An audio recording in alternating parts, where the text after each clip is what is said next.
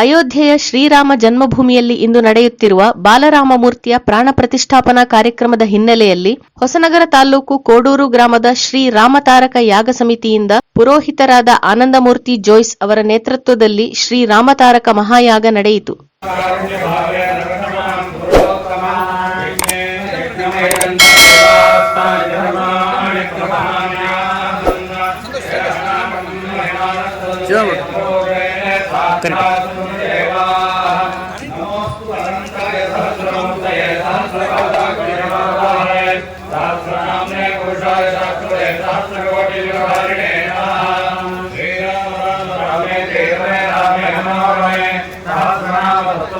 ಕೋಡೂರಿನ ಇತಿಹಾಸ ಪ್ರಸಿದ್ಧ ಶಂಕರೇಶ್ವರ ದೇವರ ಸನ್ನಿಧಿಯಲ್ಲಿ ಬೆಳಿಗ್ಗೆ 9 ಗಂಟೆಗೆ ಆರಂಭವಾದ ರಾಮತಾರಕ ಮಹಾಯಾಗ 11 ಗಂಟೆಯವರೆಗೂ ನಡೆಯಿತು.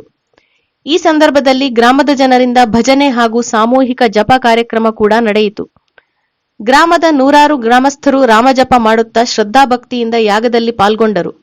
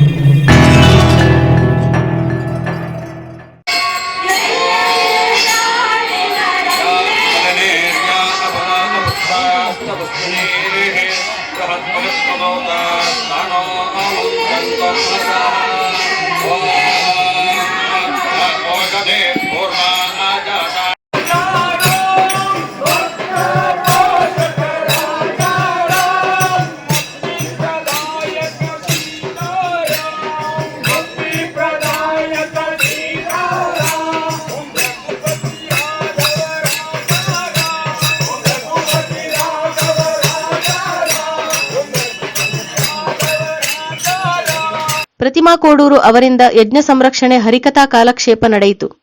ಮಧ್ಯಾಹ್ನ ಸಾರ್ವಜನಿಕ ಅನ್ನ ಸಂತರ್ಪಣೆ ನಡೆಸಲಾಯಿತು. ಎಲ್ಲ ಕಾಡು ಮೇಡುಗಳನ್ನು ದಾಟಿ ವಿಶ್ವಾಮಿತ್ರರ ಜೊತೆಯಲ್ಲಿ ರಾಮಲಕ್ಷ್ಮಣರು ಬರ್ತಾ ಇದ್ದಾರೆ. ಇನ್ನೊಂದು ಸ್ವಲ್ಪ ವರ್ಷ ಹೋದರೆ ನಮ್ಮ ಮಕ್ಕಳಿಗೋ ಮೊಮ್ಮಕ್ಕಳಿಗೋ ಹಲಸು ಯಾವುದು ಮಾವು ಯಾವುದು ಅಂತ ಗೊತ್ತಾಗದಿದ್ದಾಗ ನಾವೆಲ್ಲ ಮಾಡ್ತೇವೆ. ನಮ್ಮ ಸತ್ಯಂ ಶಿವಂ ಸುಂದರದ ಹಿಂಭಾಗದಲ್ಲಿ ಬೇರೆ ಬೇರೆ ಗಿಡಗಳಿತ್ತು. ಈಗ ಬರೇ ಅಕೇಶಿಯ ನೋಡ್ತಾ ಇದ್ದೇವೆ.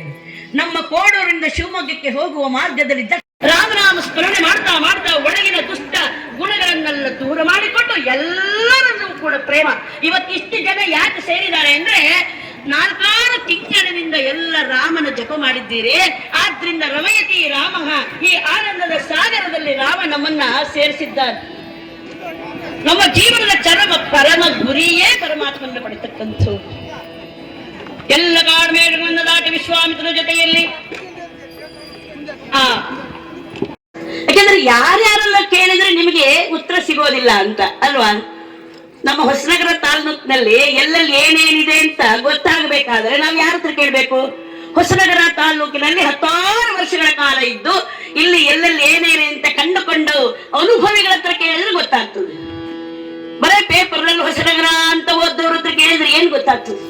ಹಾಗಾದ್ರೆ ಯಾರ ಹತ್ರ ಕೇಳ್ಬೇಕಂತ